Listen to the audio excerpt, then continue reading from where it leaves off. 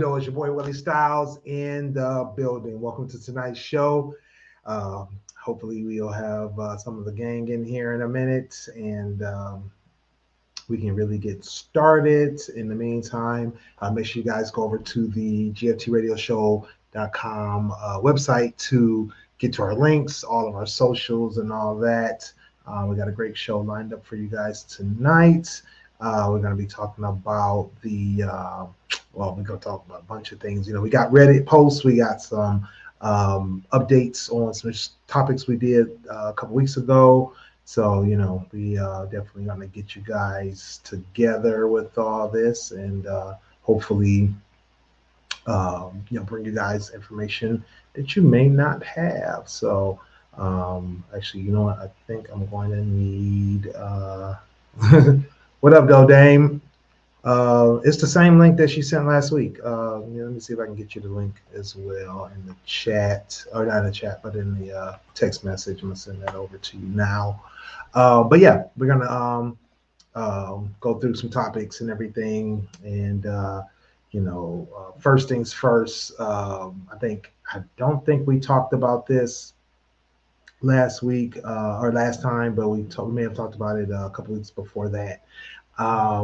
The Jay-Z and and that paternity battle. So some new information came up about that, and it's kind of interesting because the federal judge decided that Jay-Z had to go and do a paternity test. So it was one of those things that we thought we were going to finally hear, what the situation was with that and see if his supposed son, his alleged son, was going to get his due justice that he wanted.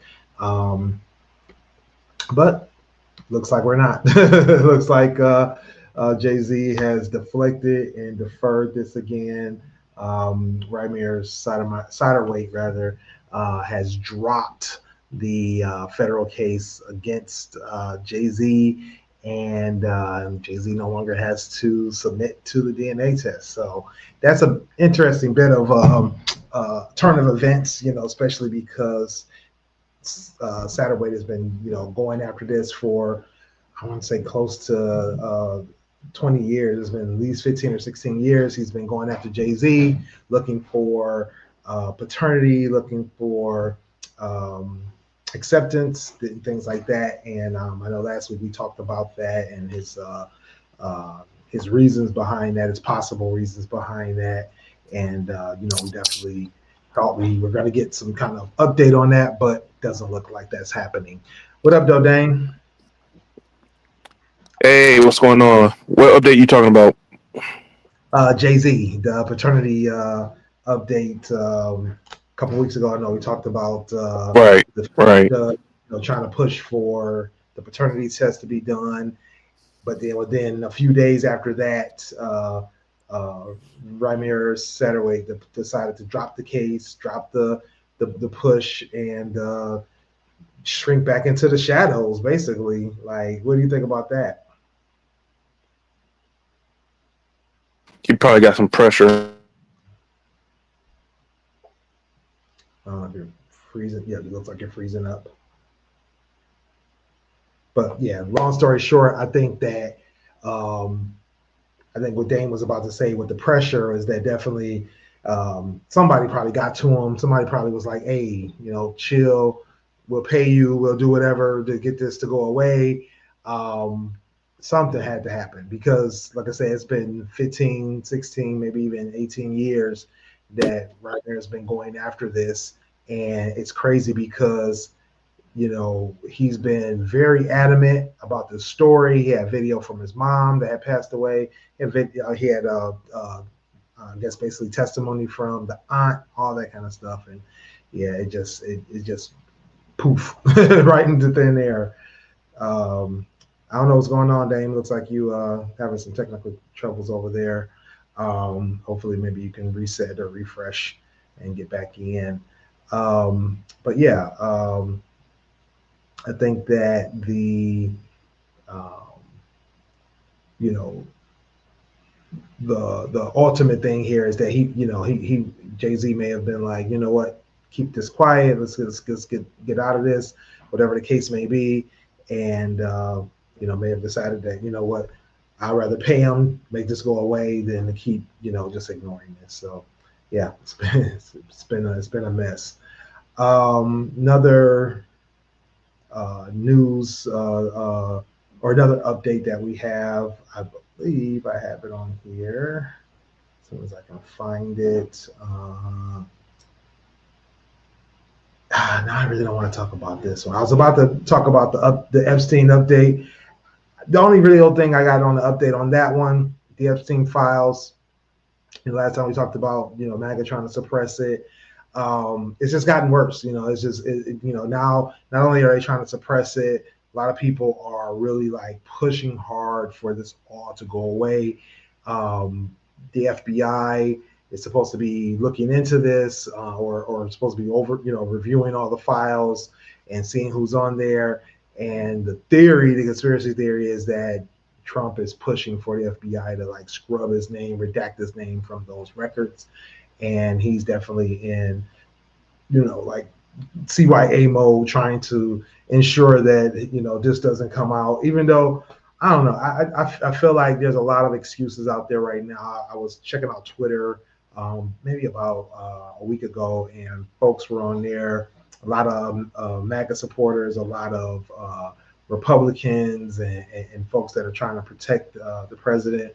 And they basically were like, even if his name shows up on there, they feel like this isn't a smoking gun. This isn't a mission to guilt or anything like that. So they are trying to really downplay this thing and trying to act like nothing happened and that nothing will ever come of this.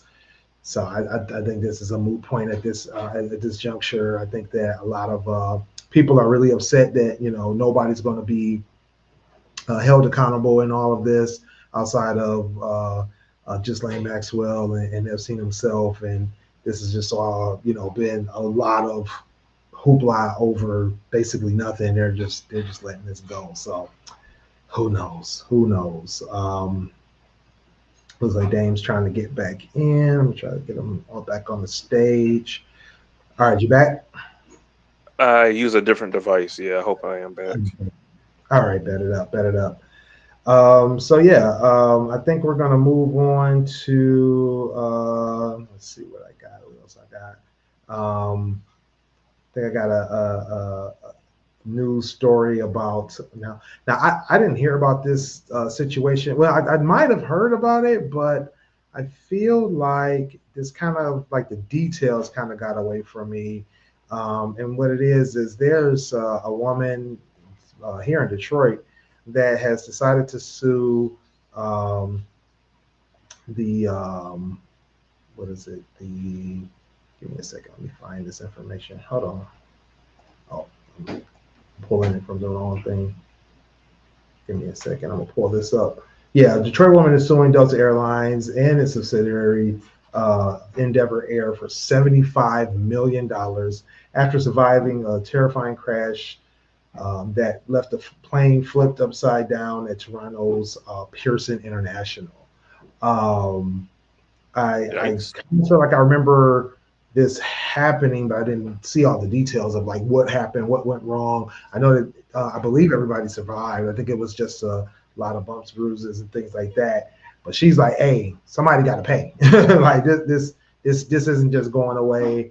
And I mean, rightfully so in a way. I think that the big thing here is the trauma behind this. The mental stress, the PTSD, all the things that this could cause. I don't know if 75 million is the number, but it's definitely a wake-up call to the airlines that people are not happy with some of these crazy things that have been happening, especially a situation like this where this plane ends up upside down. Had you heard about this, Dane?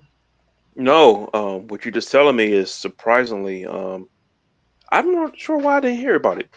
But this woman, she's not going to get all that money. You know, the lawyers, they always make sure this stuff like this drag out. They always make sure the lawyers on both, well, not the plaintiff, but the defendees. They always make sure it drags out so you can muster up to get those, yeah, so they can muster up to get the money. That's why they always do those have those appeals. So the big corporations can muster up, probably add on some fees, so they can muster up the money for any lawsuit that comes to play, and maybe try to get that reduced a lot of it, not just a little bit, not just a fraction, a lot. I don't think she's going to get all 75 mil. If she does, more power to her. But what about the other people that's involved? Is it a class action lawsuit, or is it just? And I guess that's the question. That's a good question, because one person pocketing 75 mil or even getting anything just begets more questions about other passengers, other people who are going to say that they've suffered traumas behind this as well. What up, though, Sonny?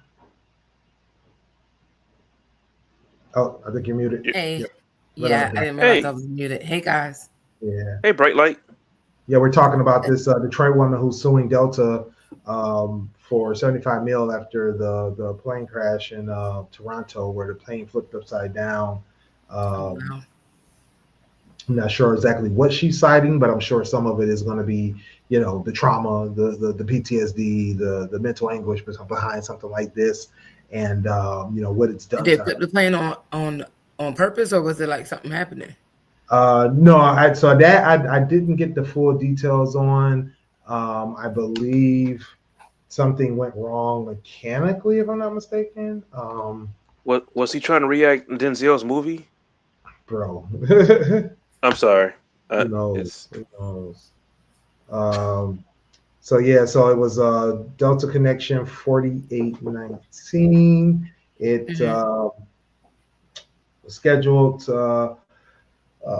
flight from Toronto, or from St. Paul, Minnesota to Toronto. Crash landed. Investigation determined the aircraft experienced a hard landing that caused a landing gear component to fracture, leading to the collapse in the plane overturning on the runway. The aircraft was a Bombardier CRJ-900 regional jet operated by Endeavor Air. So she's suing both. So the accident wasn't their fault, and she's still suing, like they did it on purpose or something?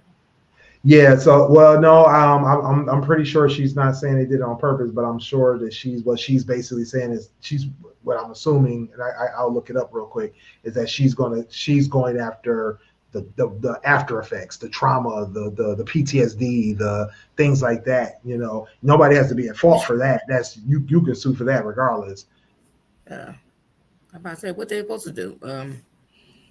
Let you die? I don't know. Like they like.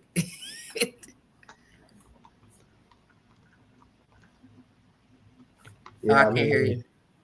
No, I didn't say that. I was just saying, I think that's the real question is like, are they going to let her really walk away with monetary damages? Because wouldn't that open up the door for everybody to say the same thing? Like you gotta, it's almost like the rules. Like when you have the rules, you can't let one fly or you can't let certain rules slide because once you do it for one, it's like a free for all. Right. So. Oh, okay. No. Okay, I was wrong. She is suing because of fault. She's suing Delta Airlines and subsidiaries, 75 million, blah blah blah. So she's a flight attendant. She was off duty flying as a passenger. Flight departed, blah blah blah. According to the lawsuit filed by Mike Morris Law Firm, he's kind of popular here. The plane came in for a landing too fast, dropped violently, and hit the runway with such force that it rolled over and came to a rest on its roof. She was knocked unconscious during the impact and woke up hanging upside down from her seatbelt. She was drenched in jet fuel and surrounded by smoke. She unbuckled, fell head first onto the ceiling, and with no emergency announcements or guidance from the crew and the emergency slides failing to deploy, Miles had to jump from the plane herself, falling nearly 7 feet to the icy tarmac. Temperature was around. She was the only one that survived. Like what? No. Everybody survived. Everybody survived. It was so everybody had to do the same thing. It wasn't just her.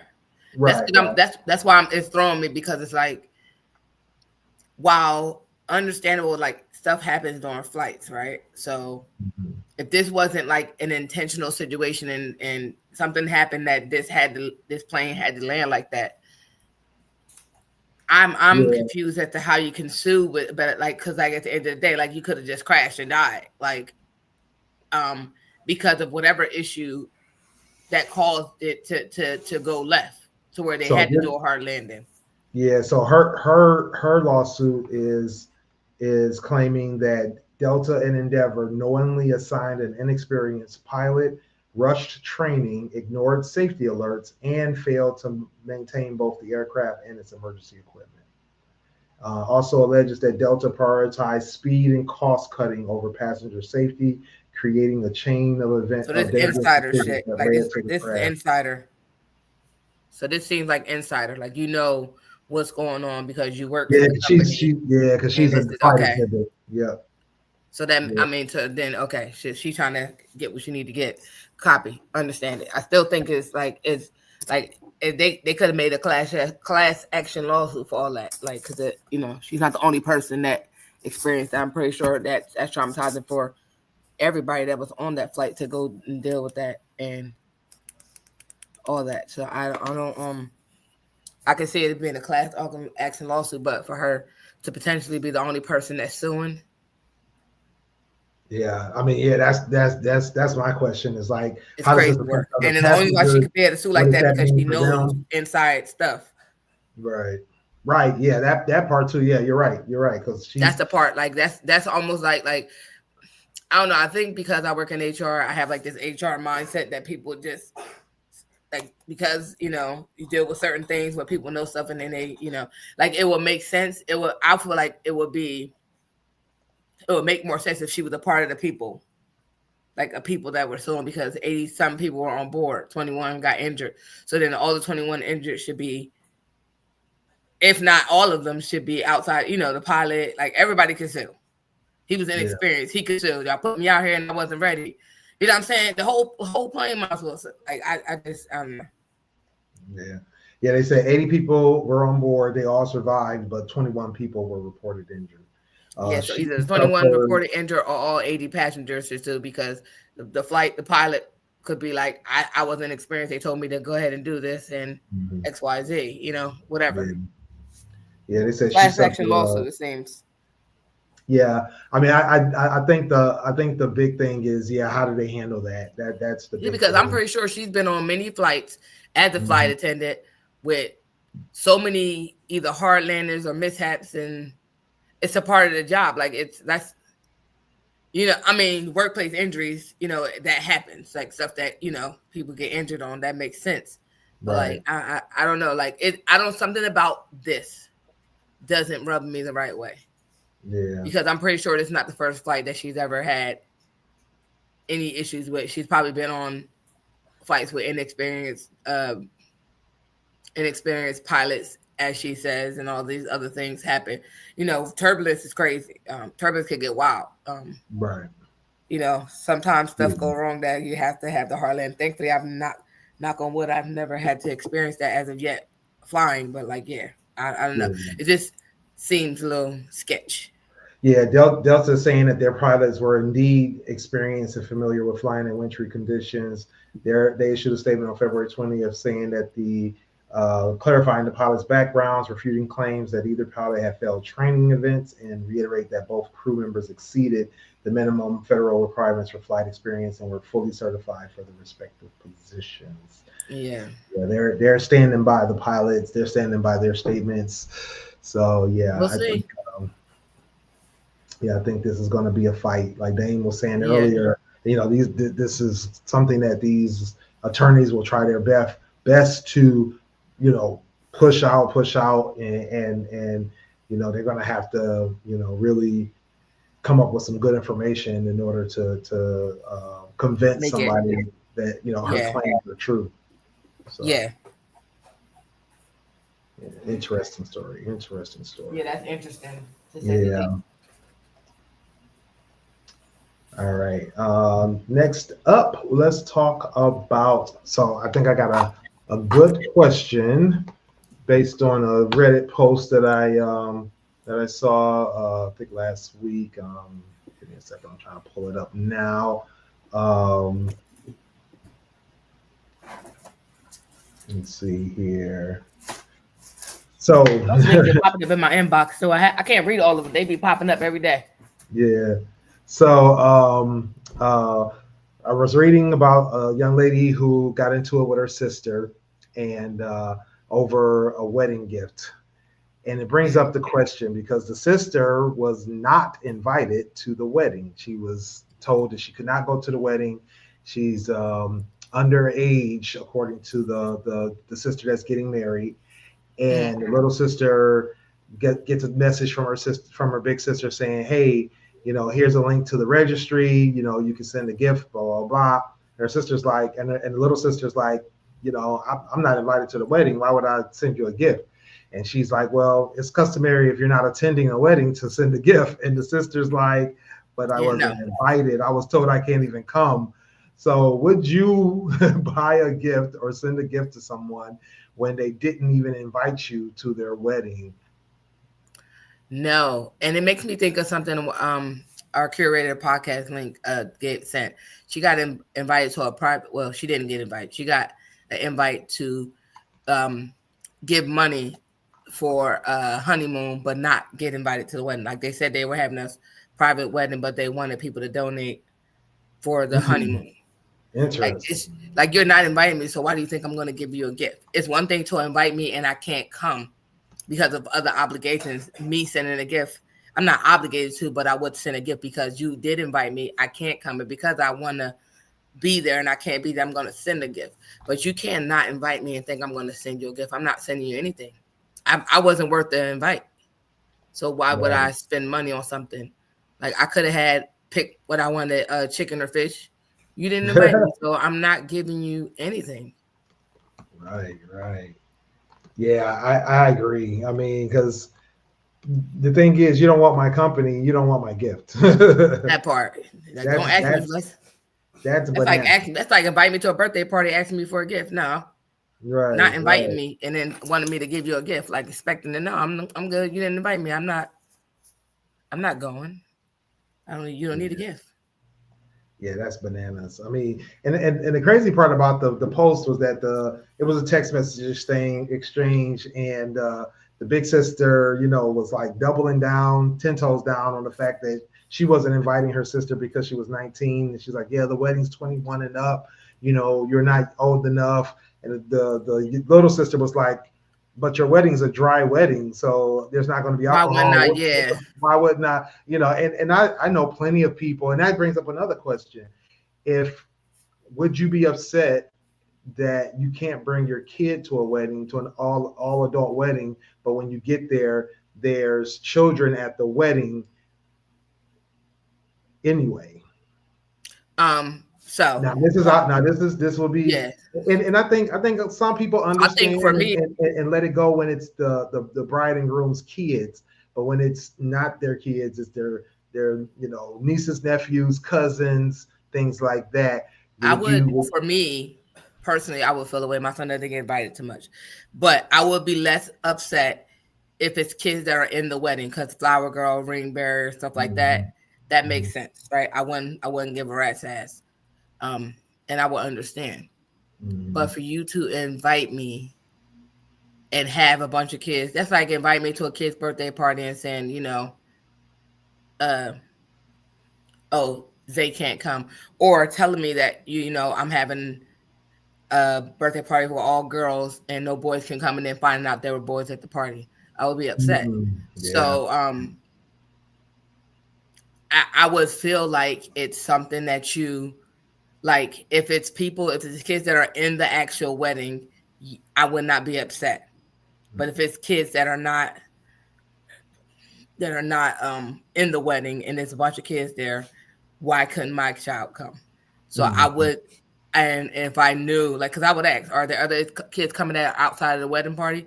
And if you say yeah, then I'm not coming. It's not. I'm not going to show up without my kid. If I could now, I also like to have me time. So I would most likely try to find a babysitter to go and enjoy myself and not have to worry about my kid. But that's very different than you not inviting my kids saying there's no kids at the wedding, and then I go there and there's kids and they're not in the wedding. I would have a hard time with that. And I wouldn't say anything at the wedding, but we will have a conversation after. And I probably wouldn't give you my gift because no, I would feel away. I would go. I would not return. I will be petty enough to not give you my gift, take it back home and return it. Yeah, I feel you. Yeah, because it's shady. Yeah. I mean, I've been to a couple of weddings. I went to one recently. I went to one recently. If somebody's watching, I'm not the one I just went to last week, but I went to one last year where that happened, and I thought that was, it was interesting because I think that, there was definitely people there that I'm sure had kids that they either had to get babysitters for, or they had to make arrangements and things like that. Yeah. It may have, felt like, hey, I would have brought my kid if I known there was going to be kids here, because they could definitely see that there was, kids there that weren't in the wedding, especially when, people know each other, it's all family, maybe some really close friends, things like that. And yeah. Like, what's this about, and how it could, kind of turn people off a bit and make them wonder, like, like, why can't I bring my kid, or why are you? Because it'll have you question why is my kid excluded. Yeah. Because I'm okay with, and then I even saw the post about, people. Yeah, I forget where it was posted about having no kids wedding and people being upset that people don't want kids at their wedding. If you're having a no kid wedding period and you don't want kids, I'm not going to bring my child. I'm not going to be upset because it's your wedding. Right. You don't want kids at your wedding, cool. You give me enough notice, I can lock in the babysitter so that I can go. That's very different than having a wedding saying you don't want you can't bring your kids. It's no kids, and then I get there and it's kids that are not in the wedding. That's different. Because I'm even okay with you saying no kids and it's kids that are in the wedding party that are there. Right. I wouldn't bat my eye about it, wouldn't get upset, wouldn't feel away, because that would make sense. Who's going to be the flower girl? Unless you're having grown people, okay. But if you're having like kids and your nieces and nephews as flower girls, or even your children, cool. Or some people may have a wedding with just their kids and no other kids. Cool. I wouldn't be mad at that. But if I go there and all your aunts and uncles and your friends got their kids there, and I'm the only one that was told can't bring their kid, yeah, I'm gonna have a problem. I'm not gonna make a scene. I might even leave. I might not even stay. But I'm not gonna say nothing to you in that moment. We'll have a conversation later, because even for me, I probably wouldn't have a conversation. There's nothing you can invite me to ever again. Don't invite me to a baby shower. Don't invite me to any other things that involve me bringing a gift. I'm not coming. Right. Because it's shady. And trust me, I won't invite you, and I won't be upset, because I'm the queen of I ain't gonna say shit. I understand what happened, and we ain't gotta speak about it. I just stand on business. Right.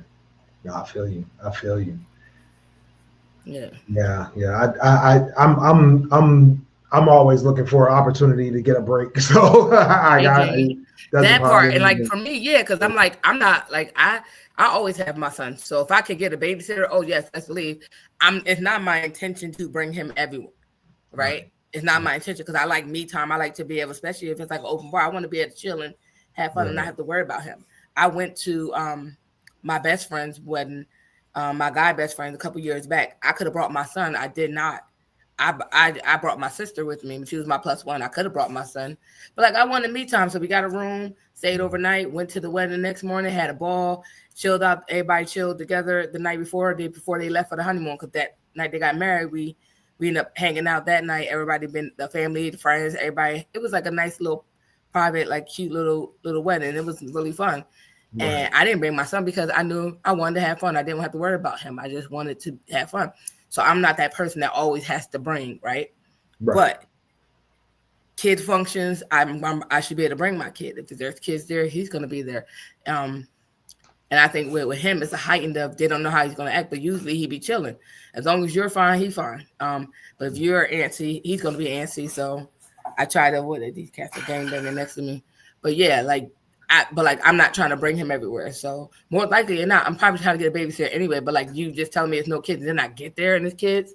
Oh yeah, I'm probably gonna dip out and take my gift with me and return it. And we don't have to. And like you said, like I said before, I may say something to you, I may not, and then that'll probably be the last thing you hear from me. Mm-hmm. Yeah, one thing I've learned in the last couple of years is that weddings will really do a number on relationships, friendships, family ships, all that stuff. You know, a lot of people, you know, go no contact, will be in fights, all the things over stuff. And I'm not even gonna fight with you. I ain't gonna say shit, and I'm gonna dip out. And you're like, "What happened if she left?" And I ain't never see her again. Nope. Yeah, that's tough. Detachment game is crazy. I listen. Yeah. Like, here's another one. This and I promise this is the last one about weddings. Here's another one that I think will that you know causes some friction and some challenges. Would you remove your piercings or even cover tattoos in order to stand up in a close friend or relative's wedding? Most of my tattoos you really can't see. It's something that you can see, but I'm not removing or covering anything up. You want me in your wedding or you don't want me in your wedding. I'm very particular about where I put my tattoos. I have some on my arms where you can, well, not this one, my arm where you can see. My leg, depending on if the dress is short, I got 2 tattoos on my legs, but the rest of them you really can't see unless I'm in a baby suit or in certain swimwear, like certain summer wear, right? Right. Or unless you know me in that type of way. So I'm not covering up anything. I feel like for me, if I was to get married, I would not want to dictate how people look or change their appearance. If I love you, that's just who you are and what you're going to be. I want everybody to look nice on my wedding, but at the same time, I also know if I want you my wedding, I want you my wedding. I'm not going to tell you to remove face piercings or color your hair a certain way. I'm not that anal. If I want you in my wedding, you're going to be in my wedding as you are. The most I could say that I will want is I want you to put your best self forward because we're going to be taking pictures. I want you to feel like you look pretty in my pictures or look handsome in my pictures. So I want you to be gussied up in Sunday best or a little bit formal, but like not looking like you just got off a street. Like I want you to be dressed in the code of dress, but not you're not coming to my wedding with jeans and shit on, like, you know.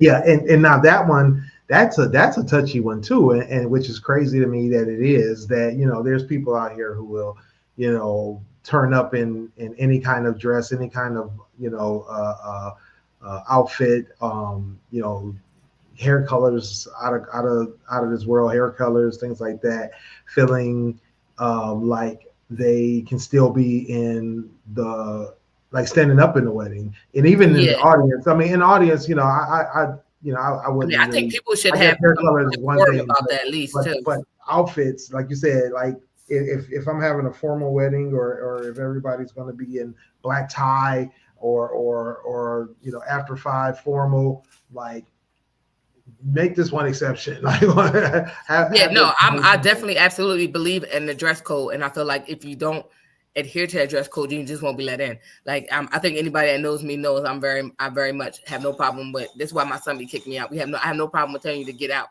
Not near a problem, and won't feel no way about it. I will tell you, like, if I was to get married and I had a wedding, the dress code is what it is. Whether or not you like that dress code is perfectly fine. It's up to you whether or not you want to show up to my wedding.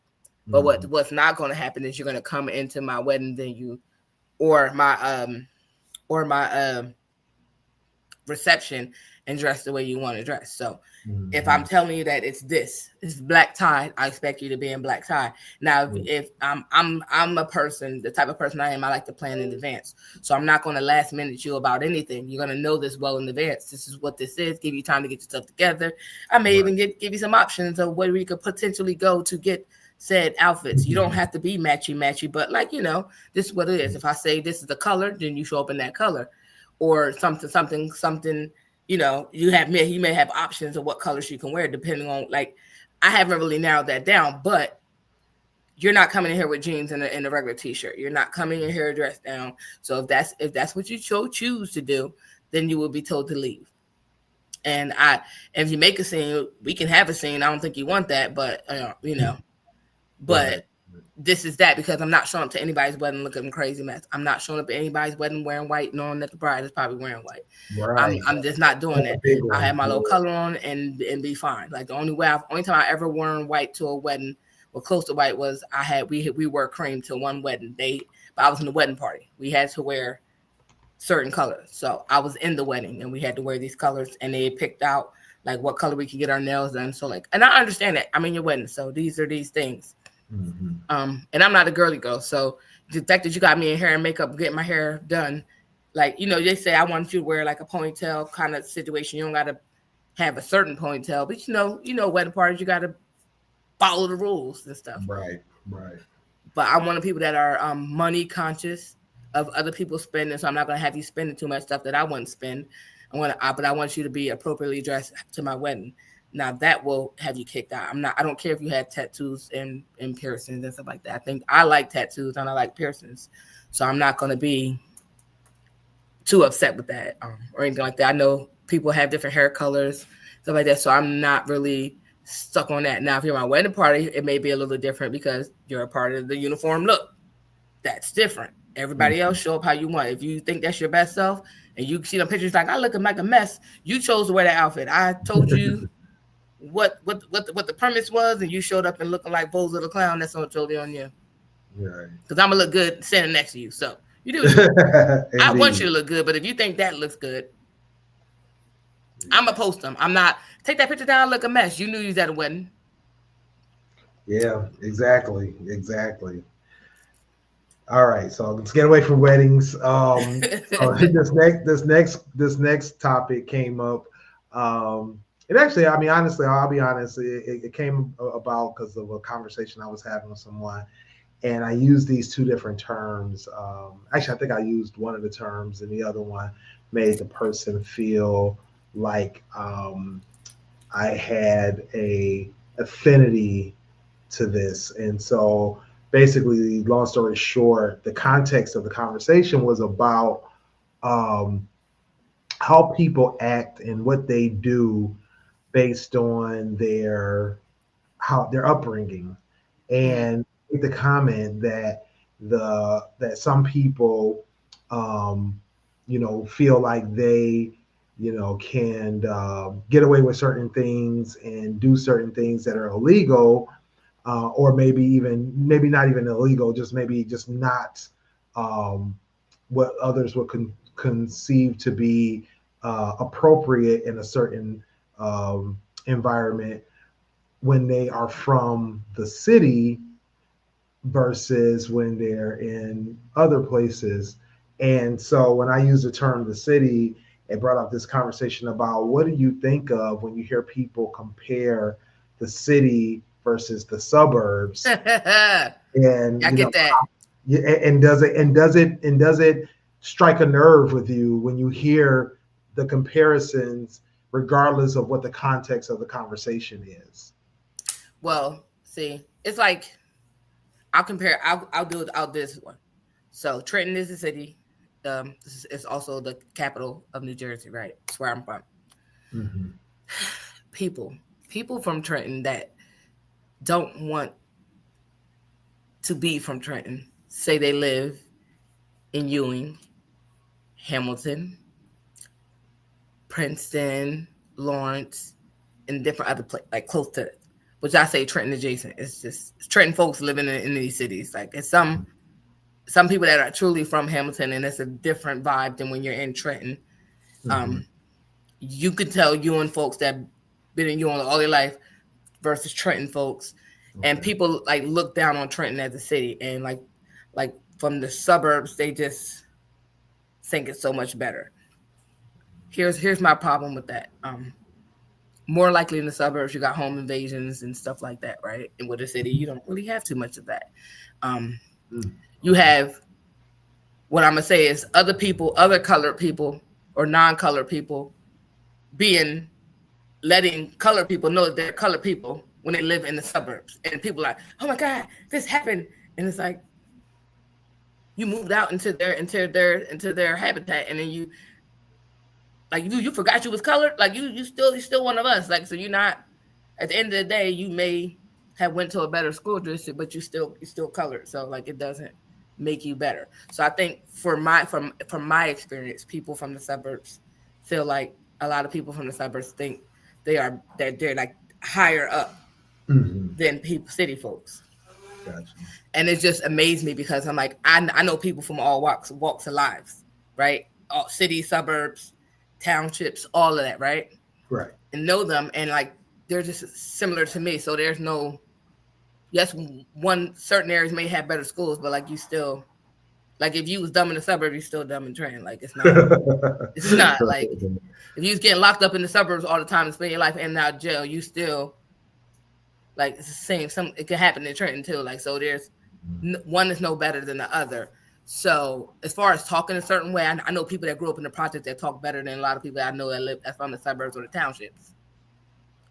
But outwardly looking in, it's like, oh, well, I didn't experience this because I wasn't in the city with you people.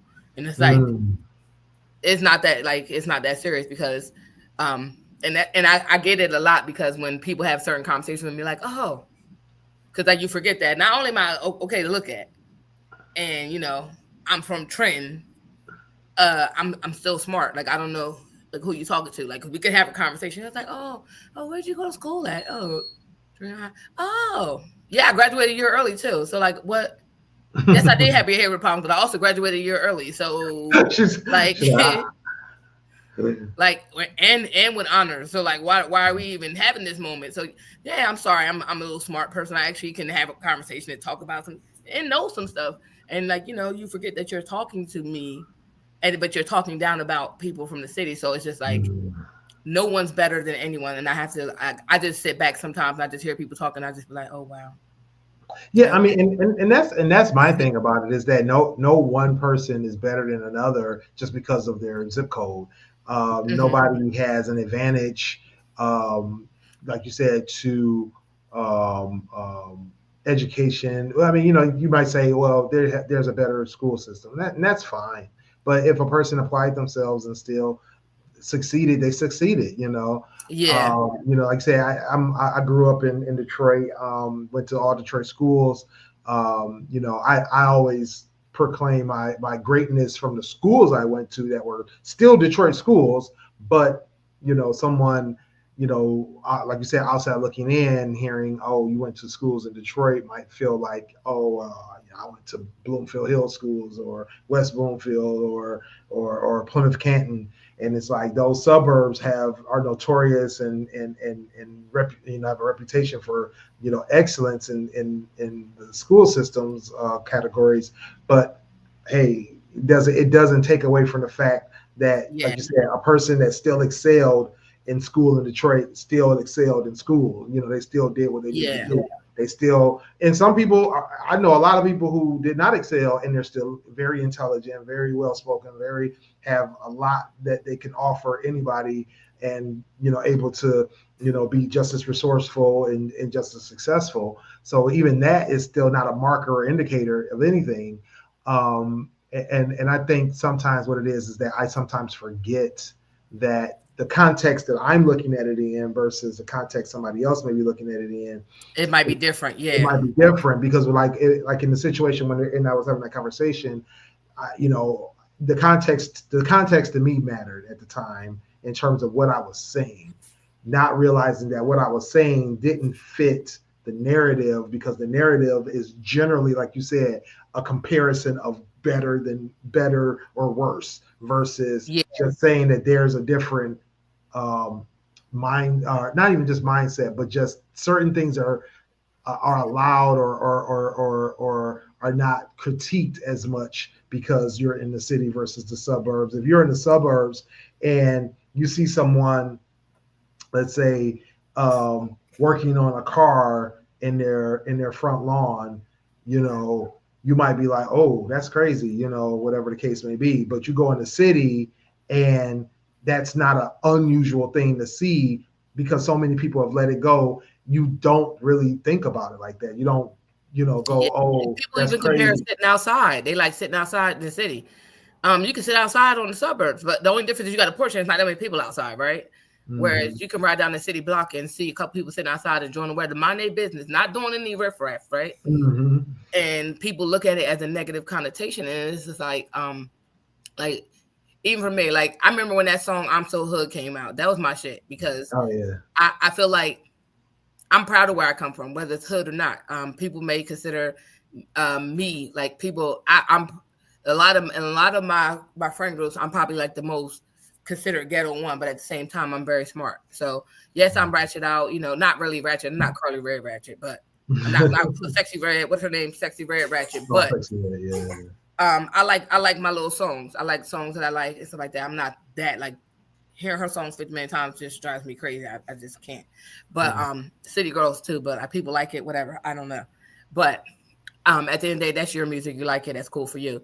But like I remember that first song came out, "I'm So Hood," because it was like it made me feel proud of like where I was raised at, who I am. And I feel like it's almost like it gave me that hip hop vibe of like, even though I grew up like I grew up in this neighborhood. I grew up in a super dope neighborhood too. You know, then we moved. It's like you know, where like your mom know everybody know you couldn't do nothing. Somebody telling you if you got in trouble, the whole block knew type of situation. I grew up in that. Like we grew up with a friend group for years, and then we moved to another hood and met some people out there, whatever. And I think for me, I feel like it gave me some street smart, so I wasn't naive and stuff. I wasn't out there like in the streets, like I was fighting and stuff like that, whatever. But I wasn't like out there in the streets on selling crack or anything like that, right? But, like I was aware of certain things that a lot of my friends weren't necessarily aware of or was naive to. So certain things when we were in certain situations, I wasn't the naive person that could be taken advantage of. I was well aware of stuff, whether or not I participated in it or not. Right. And at the end of the day, I'm proud to say that where I come from does not define me. But at the same time, I bought a house in my hood, right? It's mine. And I feel like building my city up. And I'm proud of where I come from. And I'm proud of being who I am, despite what I could have been doing. Right. What I could have got caught up in. And at the end of the day, my mom raised me right. It wasn't just the hood raising me. It wasn't the hood raising me. It was my mother raising me. And me being in a 2-parent household, even though it wasn't great, I had a 2-parent household, and I was raised with a right mind to be educated. As much as I was out there fighting, and that was the anomaly for me. I was fighting because I was getting picked on. So then I started hitting back. So that was my thing. But at the same time, I was covering it in school. I was getting A's and B's. So even though I was on bullshit on the outside, I was doing what I needed to do enough that I graduated a year early when I did get almost kicked out for unfortunate foreign fighting situations. I still ended up being able to graduate a year early because I had the amount of credits. I had already passed the HSPT on the first try, which is, you know, like the high school proficiency test to graduate. I passed that on the first try, so I passed in 11th grade, so I had to take it. So I was, by the time I took it in 10th grade, so I was done. I was done. So everything was done for me. And so I ended up graduating a year early, and I graduated with honors. So at the end of the day, regardless of my rough upbringing, I've been through some stuff as my early adulthood, but I am the person I am. I've been on my job in my career for 15 plus years. I've done things that I'm proud of, whether or not nobody's proud of me. And as hood as I am, I'm hood enough to pay my mortgage, hood enough to pay my bills, hood enough to raise my children, and help with my grandbaby and stuff like that. So yeah, but one thing I like that you said earlier was about the naivety, right? And the things that you get exposed to. And, you know, I like you said, I think that adaptability is what is the strength of people who are from the hood or from the city, and things that you go through, because you get exposed to so much and so fast that you come into maturity with an experience that, you know, is unmatched, you know, as well as being able to, like you say, negotiate 2 different environments, you know, where you'll see somebody that's from certain environments where they're closed off or sheltered. They don't know nothing else. Yeah. And they don't know anything else. And they're unable to adapt or to interact with folks from, you know, a more diverse background. So I think it definitely is a strength. It's definitely something that, you know, should be applauded versus down, Yeah. you know, because the smartest, most adaptable people come from environments with the most diversity. So yeah, and I think that's definitely dope. Not to say anything about the suburbs, but like it's not a bad place. I know a lot of people that grew up in the suburbs, and I love them that they just are who they are, and I love that about them. And I don't think, and a lot of them that I know don't look down on people, but I know people that have been raised in the hood and left the hood have a problem with being where they're from or want to hide, like try to be proud but low key about it, like, you know what I'm saying, or not really, or just be like, oh, I can't, oh, it's a bad, like everything. And I'm like, it's just like, even now, it's a lot of crazy stuff going on in this city of mine. But at the end of the day, don't make me love it any less. I wish our taxes come down, but I understand why they're raised.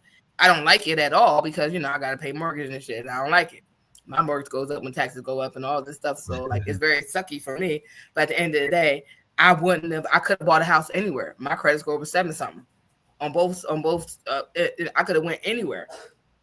Right. I chose to buy within my city. So, and people like, oh, you bought in Trenton? Yeah, I could have bought anywhere. Like, I'm pretty sure if I like looking at some of the people I know's credit score was nowhere near where mine was. I could have went wherever I wanted to go. I chose to be where I was. Right. And I looked around everywhere, and I just like, I feel comfortable where I am. So far, knock on wood, I haven't had any problems with home invasions and weird stuff happening. I've been safe. So, you know. Mm-hmm. Oh yeah, indeed. So, a topic popped up on my feed a few weeks ago, and found it interesting because I think we've had these conversations on this show a couple of times, and I've had these conversations with my wife a lot, with some of my friends as well, about the changing landscape of friendships, especially as we mature, we get older, and the things that we go through, the experiences that we have, the places that we are in life compared to our friends and things like that. And it brought up the question of how often are you changing friends?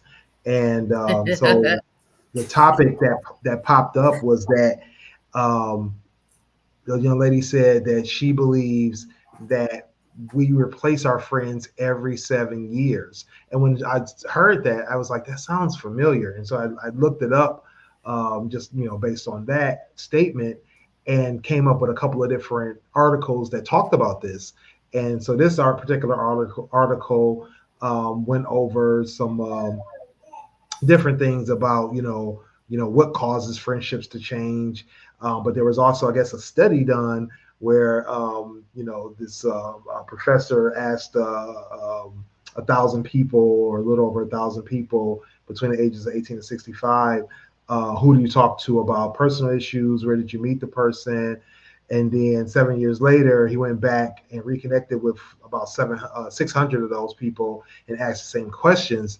And what they discovered is that 30% of those people's closest friends remained tried and true, but 48%, you know, they started to, you know, venture out. And so it became a thing of like, how often are people kind of shifting their friend groups? How often are they shifting their relationships? You know, when are you going through the most profound changes in your life and things like that? And I guess that 7 year, you know, bubble or time period started to kind of be the cycle, right? Yeah. And I think that this was a very interesting thing because, you know, of course we don't really see these things in our early adulthood or early or our late, even in our late teens, because we really haven't had a lot of friends by then, a lot of friends changes by then. But, you know, once you start hitting 30s, 40s, 50s, you know, you start to realize like these changes do happen, and for better or for worse, you know, there's reasons behind each of the changes. How often do you think you change your friends or friend circles? And do you think that this is a continuing cycle, something that may continue even for you or for others as they get older? I think for me, I don't like change, right? As far as I really don't like change. I'm tried and true. I try not to change friends as often. Sometimes to the detriment of myself, if I'm being completely honest. Like I've had friends who one thing about me is I'm loyal to friendships, right? Mm-hmm. Whether or not most people understand that, it's a fact. I'm the type of person where if we're friends, right? Mm-hmm. I love you. You're protected under my umbrella. No one can touch you in a sense. If we stop being friends, it's something that you have done to me that made me step away from you. And for me, being the type of person I am, it has to be something that I feel like you crossed the line that you can't come back from. Mm-hmm. Doing things that I personally would never do to you. Understanding that I am not you, but I just feel like friend code is just not. It's just not that. And so, at any point in time where you can see me being friends with one person and then completely never speaking to them again, there is a reason. And for me to let go of that person, it has to be a legit reason, not some cockamamie nonsense. It has to be some real, something really happened. Now, I won't disclose it if you weren't a part of it or understand like this, the intricate parts of what happened to the demise of that friendship. But you will know that you will never see me with that person again. Like I said, I told you I could be at the wedding to see some, like if you're my friend and you invite me to a wedding and we're cool like that, like this is somebody that I love and like this cherish, like this is one of my people, and you invite me to your wedding, you tell me it's not kids there, and then my son is not invited, or because it's only younger kid I have right now. Right. And then I go to your wedding and you have kids there that are not in the wedding, and you just told me there was not going to be no kids. I'm never speaking to you again because I feel like you don't rock with my son. So that's a problem for me. That's something major, because there's no way in hell that would happen from my end. So at that point, there's nothing else we need to talk about. I don't need to explain it to you. Common sense is common sense. 1 + 1 is 2. You know why we're not talking no more. There's nothing we can say. There's nothing you can justify it or like that. So I don't even want to hear it.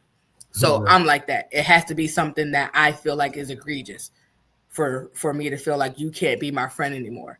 I understand that for me, my life has changed. So I don't have the luxury to do things that I would like to do, stuff like that. So I understand that some people, I can't be around people as much as I would like to be around people.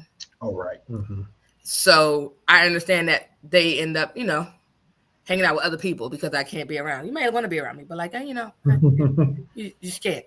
So I understand that the dynamics change, but at the end of the day, I'm still your friend, right? To some level. May not be to the degree that I was, but I'm still there. You know what I'm saying? Right. And it's people that I will show up for as best I can, no matter what. I'm never going to miss anything major in your life if I can help it. Right. Well, and that's the thing is that some people, they definitely look at the closest. How many times you show up for them? The timing, right? How are you showing up for me, or are you showing up for me? Are you doing the things that I require?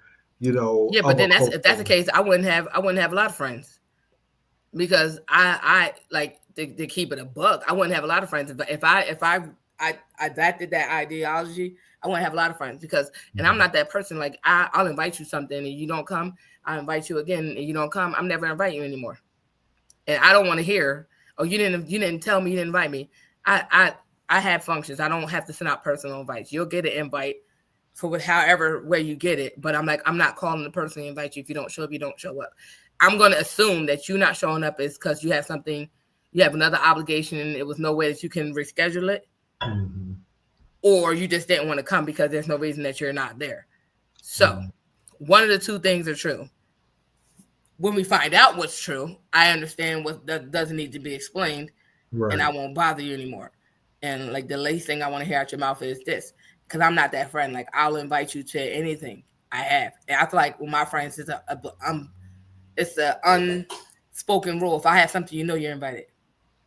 I'm going to be talking about it to you at some point within this friendship and this time before this event happens. So you're going to know about it. If you don't come, I'm assuming you have something else going on that you couldn't get out of, or you just don't want to be there. Mm-hmm. And if you're going to be the friend who never show up for me. Do you give grace when they do respond and at least tell you like, oh, hey, I got prior commitments, engagements? Yeah, I understand that. Yeah. But I understand that. I don't no call, no show. No, it's not even that. It's not even that. It's that I didn't know. I don't know how you don't know. Right. Oh. Like, because there's no way you don't know. I've said it. Right. And if it's whatever type of, if it's particular events that I put on social media, you got invited, and I'm posting about it. So there's no reason not to. Gotcha. There's no way you could not have heard. I've seen you watch everything I post. You didn't know about it. It's crazy to me. But and I'm not that person. I'm not going to say, hey, well, I invited you and you know, you didn't. What you mean you didn't see? I know I post every day. I saw you watching my stories. I'm not doing that. We're grown. Like I said, it's conversations I'm not going to have that we perfectly understand. You know, I'm having an event. I've told you about it. You either want to come or you don't want to come. Right. Period. Yeah. And you have an excuse or you don't have an excuse. Yeah, I have a couple of friends that, you know, I invite to things and they don't show up, but I continue to invite them only because I feel like I kind of have an idea of what they're going to show up to. Like I got a buddy who, you know, I've been to his house like 2 or 3 times for different events that he's had.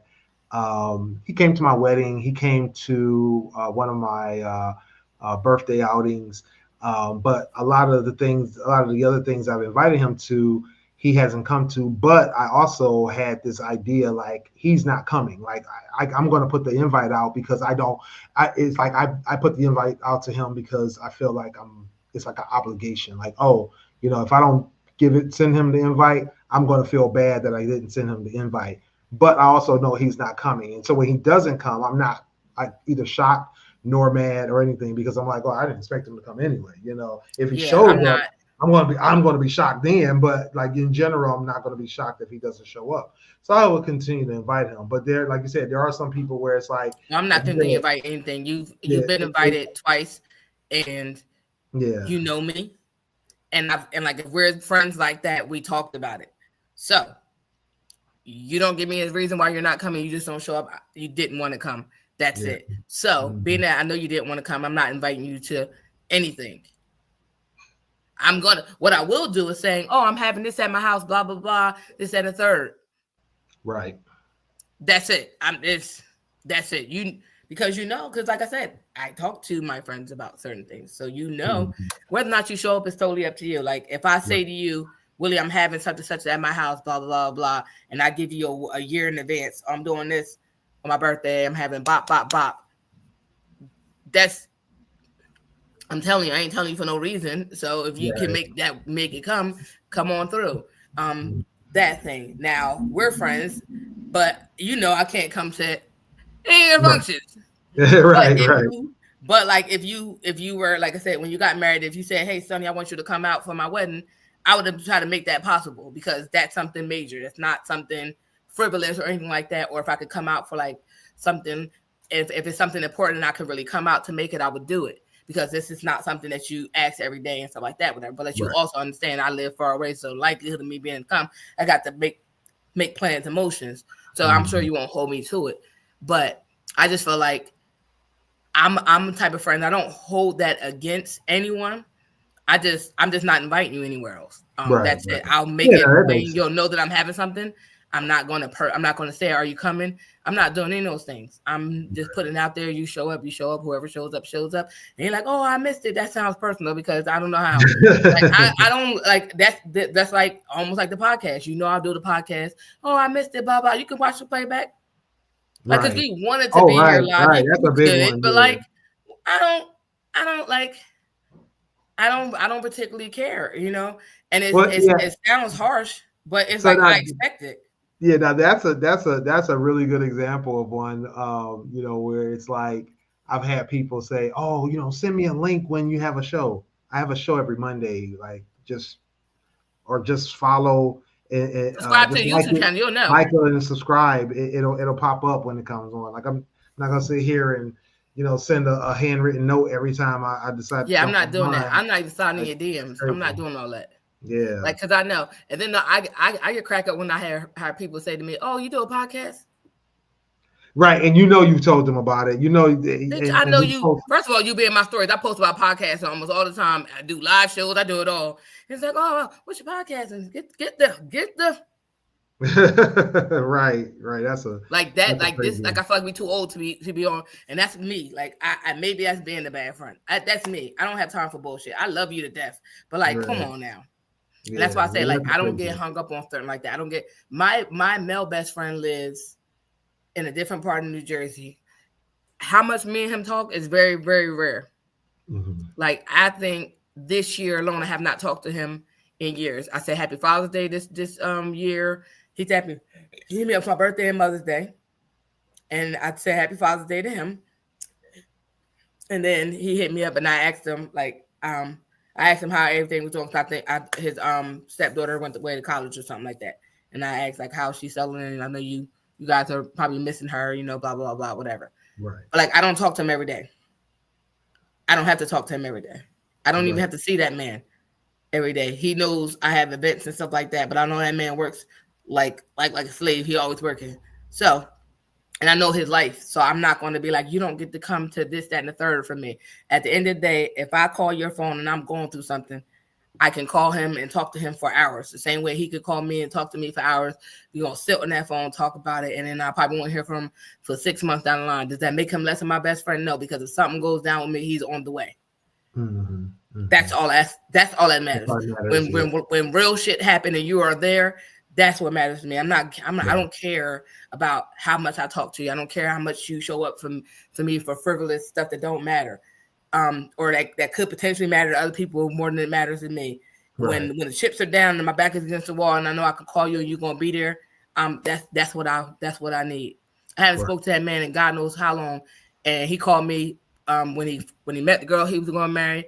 He called me and talked all about it, and I was super excited for him. I was happy for him. He was telling me about everything. I was super excited. Next thing I know, I got an invite to the wedding. I'm like, oh, he like this is a couple years later. He like, oh, I'm getting married. I'm like, oh my God, I'm so happy for you. You get your life on track. You left, got to getting the better, like those things. Like I don't care about the stupid stuff in between that don't matter. Like I care about the stuff that matters, like that really hits the heart. That showing up every day. Call me every day, don't matter to me. Right. Yeah. All right. Last topic of the night. This is a good one. Okay. This one was from Am I Overreacting over on Reddit. And young lady was walking in on her dad while he was on his phone. She was looking for something, and she happened to walk by him. And she happened to notice on his phone some kissy faces, hard eyes, or something like that, and some very incriminating text messages to someone that was not her mother. Oh, wow. So it brought up the question of, would you tell on your parent if you caught them cheating? That's none of my business. I feel like it's none of my business. Like especially if I was a child, I would stay in the child's place. If I'm an adult, I would say something to the parent I caught cheating. I would tell them, like, hey, I saw blah, blah, blah, and I fell away. You married a mom, like, what you doing? Like, I would address that parent or, mom, why you cheating on dad? Dad, there for you, blah, blah, blah. Like, I would have that conversation with them, especially if I'm an adult, I'm going to talk to them.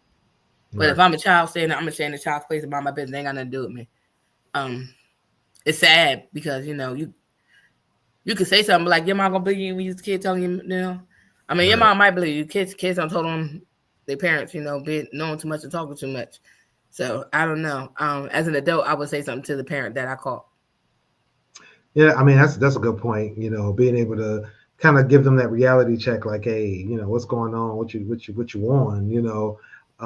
Yeah, I definitely agree that staying out of it is one of those things. I mean, I think most of us are old enough and mature enough to know that we're not in the middle of that situation.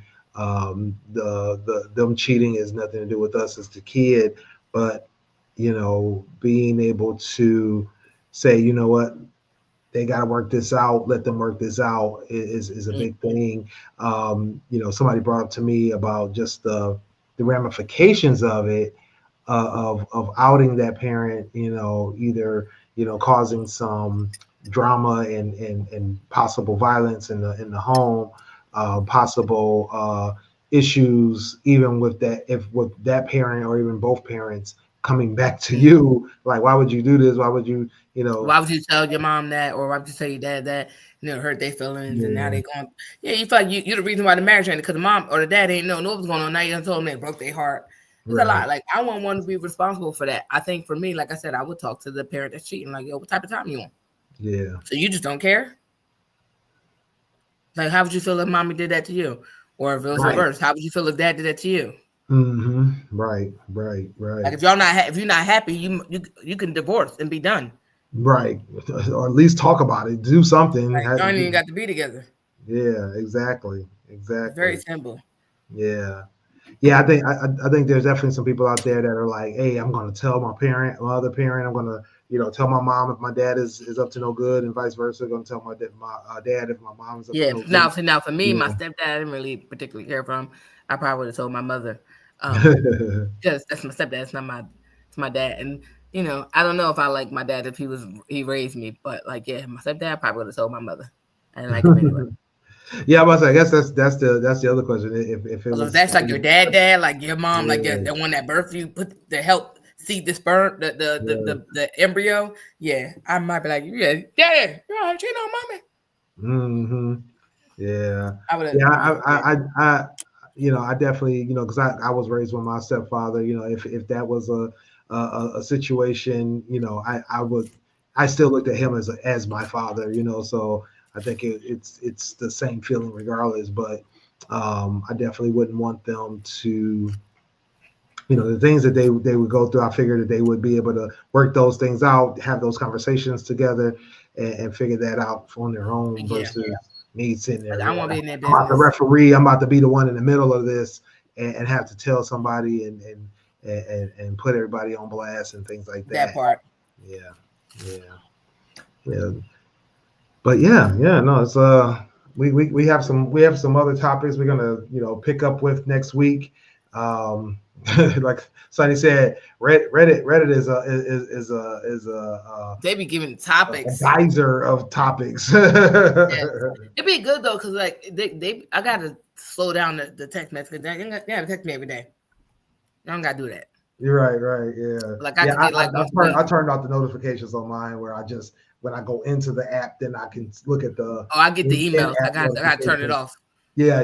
Turn those emails off. Yeah, because you can go. They be emailing me all the time. Like, come on, man, I be at work. The same topics that you'll see on your email, they're in your notifications on the in-app notification bar. So definitely. Right, But it's but like you said, it's just so much. I mean, I'll see one notification. I don't end up going through 5 or 6 different topics. Just. I might post something in there. I don't know. I be wanting to ask questions. Oh yeah, for sure. Like, am I the asshole for a couple questions? I don't even know if I want to be anonymous. I want to see what y'all say. Yeah, definitely. Yeah, it's funny, and sometimes you get some great advice coming back on those topics. Some people. Before we go, can I do a little something? I said I was going to do it before on the live show. So guys, today is the 1-year anniversary from the first day I did my first live show with Podcast Link Philly. Oh my baby! It was an amazing experience. They're working on the 4th live show. We've done 3 so far. The first one is on BS3 Network. You can watch it, see what we're talking about. That was the very first live show. It was very much a lot of fun. It was my first time doing a live show with an audience. I had an amazing time. The second show was about hip hop. So, we was all off a vibe off that one. And then the last one we did was a bunch of different topics, and it was really great. So I'm super excited to see what 4 offers. I appreciate Hype for tagging me in. And then Taya for putting me on the team, making me paid talent, and it's been one hell of a ride. So if you guys are missing out, go follow the @Podcast Link Philly. You got some dope podcasters. You got Tone, the promoter. He has his own podcast, GNT Sports, and he also does a mixture of poetry and comedy show called Laugh at My Pain. You can follow that on Instagram too. It's Laugh at My Pain. He does that with a really great comedian. Who else? You got Hype, How to Hustle podcast. He's on our network. Y'all should know him. We got Nye from Life Be Life, and him and Mimi hold it down on Life Be Life. But Nye is definitely a vibe. He's dope with his content. So is Mimi as well. We have who else?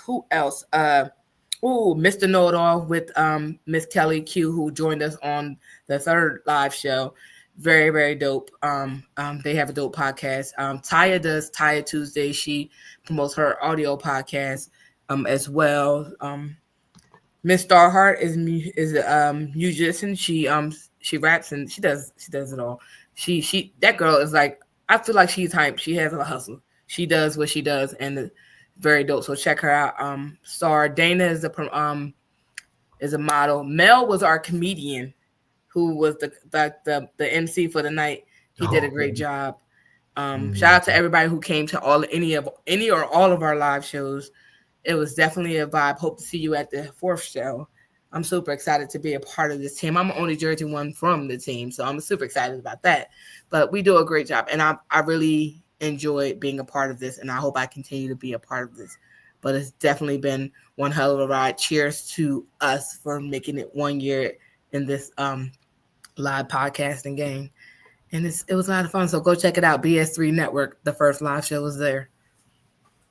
Nice. Yeah. So one thing I want to mention is the fact that as of this past weekend, it has been 10 years of BS3 Radio Network. We are celebrating 10 years on air. Wow. We started off on Blog Talk Radio. Yes. J-Ro, Kenya. Kenya. Yeah. And Smooth. And then Smooth joined shortly thereafter.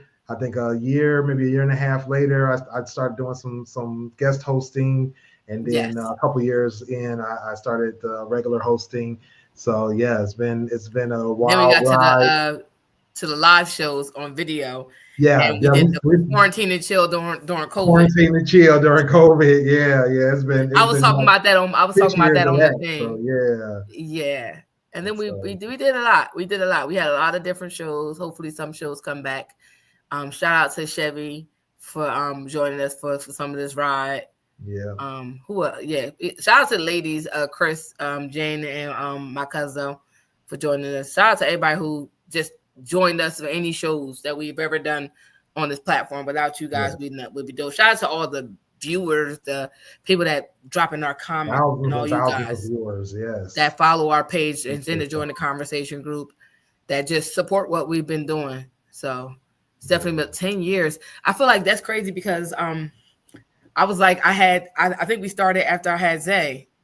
Mm-hmm. And he was either 1 or almost 2.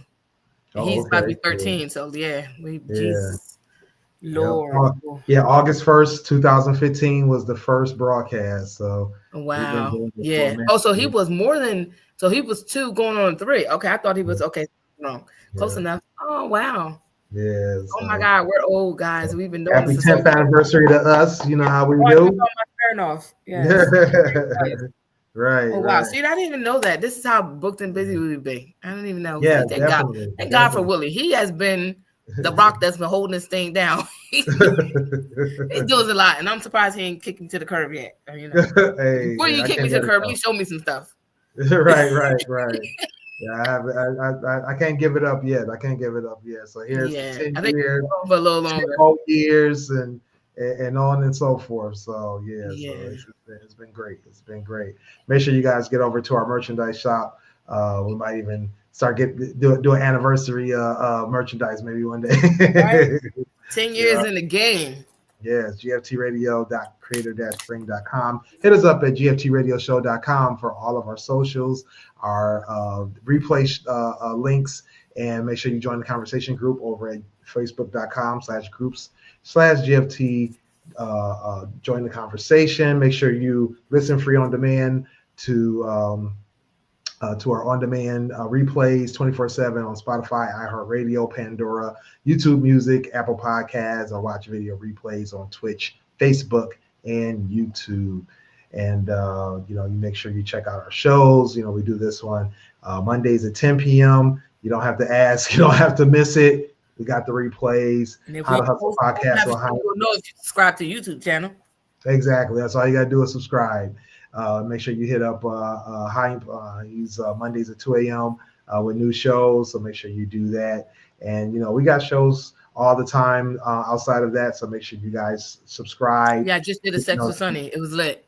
Oh yeah, the Sex with Sunny we just did the other day. That was awesome. Yeah, we really had a great time with that. So make sure you guys check that out. We got some more great shows coming up soon. So make sure you guys hit that notification bell. In the meantime, Sunny, tell the folks where they can find you. You guys can find me at IamSunny_D, Instagram, Snapchat, Twitter, TikTok, and Threads. I'm on Threads. I like Threads. I really like it. I don't even be on Twitter, but I be on Threads. So we need to update this to Threads and not Twitter because I don't be on Twitter. Okay. Or visit me at I'mReservedlyMe.com because I'm there all the time. All right, guys. Thank you. And BS3 Network, first live show. Watch it. For sure. Make sure you guys hit up Hype at I Am Hype on IG and Twitter. How to Hustle Podcast with Hype. Mondays at 2 a.m. on your favorite audio platform. Also check out Custom Hustle World and H2H Cleaners. Make sure you hit up Dame at Another Level Up on IG, Shello21 on Xbox. So make sure you guys do that. And it's your boy Willie Styles in the building. Get at me everywhere at Willie Styles on IG, Twitter, and Threads. Willie.Styles on Snapchat and TikTok. I do be on Twitter, so you can hit me up on Twitter. Visit me over at stylesradio.com for all the hot tracks that I'm listening to. WillieStyles.info for all my links. Oh, we've been doing this a long time, Sonny. I know, we're old now. For like 10 years. We've been vlogging at least 15 or almost 20 years now. So we've been doing this. Yeah. Yeah, for sure. I'm excited about it. I'm excited to see what the future holds. We got to get back at it. Yes, indeed.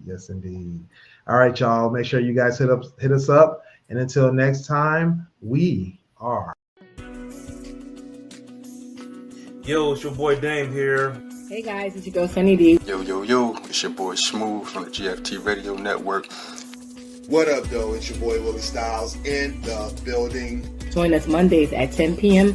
live on Twitch, YouTube, and our Facebook. And if you miss us, don't worry. You can catch it on our website, gftradioshow.com. And if you feel like talking to us every day, join our Facebook group. At Join the Conversation, the group where you can discuss all kinds of topics. Catch me also, Fans Perspective, Dope Sports Show. Holla at your boy. You can cop some merchandise over at our store, teespring.com/stores/GFT Radio. You can get t-shirts, sweatshirts, masks, and even more. Next time on GFT Radio, what are we talking about? Join the conversation to find out. Make sure you get at us on GFTRadioshow.com for all of our audio and video playbacks, as well as links to all of our social media.